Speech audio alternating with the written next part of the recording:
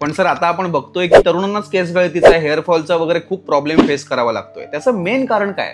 ह्याचं सर्वात मेन कारण आहे लाईफस्टाईल. आपली लाईफस्टाईल आपण खूप चुकीची करायला सुरू केलेली आहे. तुम्ही नाही काम केलं तर तुमच्या पाठी 10 लोक आहेत.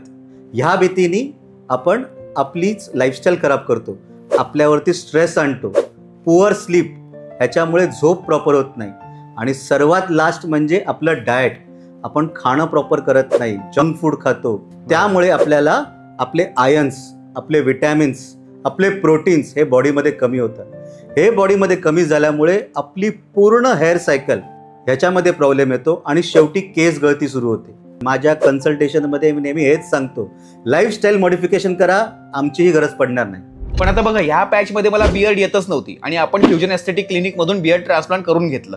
ठीक आहे, आता मला परफेक्ट रिझल्ट मिळालाय.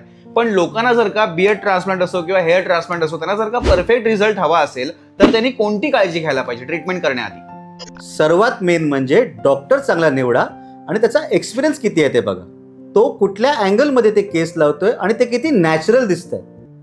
हीच गोष्ट तर आम्ही वर्षानुवर्ष प्रॅक्टिस करतोय. बरोबर. त्यामुळेच तर तुमची दाढी इतकी नॅचरल दिसते. ओके, पण तुम्ही बियर्ड ट्रान्सप्लांट करा किंवा हेअर ट्रान्सप्लांट करा, लोकांनी फ्युजन एस्थेटिक म्हणजेच तुमच्याच क्लिनिकमध्येच का यावं? आम्ही परफेक्ट आणि नॅचरल रिझल्ट देतो. आता तुमचाच बियर्डचा रिझल्ट बघा ना, सफायर सारखे इन्स्ट्रुमेंट वापरल्यामुळेच तर एवढा चांगला रिझल्ट आला. बरं डॉक्टर, आपला जो लुक आहे त्याच्यावरती पण आपला कॉन्फिडन्स डिपेंड असतो का? कॉन्फिडन्स हा नेहमी आतून येतो, पण दुनिया नेहमी बाहेरूनच जज करते. फ्युजन एस्थेटिक क्लिनिकमध्ये ह्याच गोष्टीसाठी आम्ही हेअर PRP झालं, हेअर ट्रान्सप्लांट झालं, बियर्ड ट्रान्सप्लांट झालं किंवा हॉलिवूड पीस झाली, ह्यासारख्या गोष्टी करतो कॉन्फिडन्स बूस्ट करण्यासाठी. त्यामुळे आम्ही हजारो लोकांना असा कॉन्फिडन्स बूस्ट दिला आहे. म्हणूनच तर फ्युजन एस्थेटिक क्लिनिकचे सगळे क्लायंट्स खुश आहेत.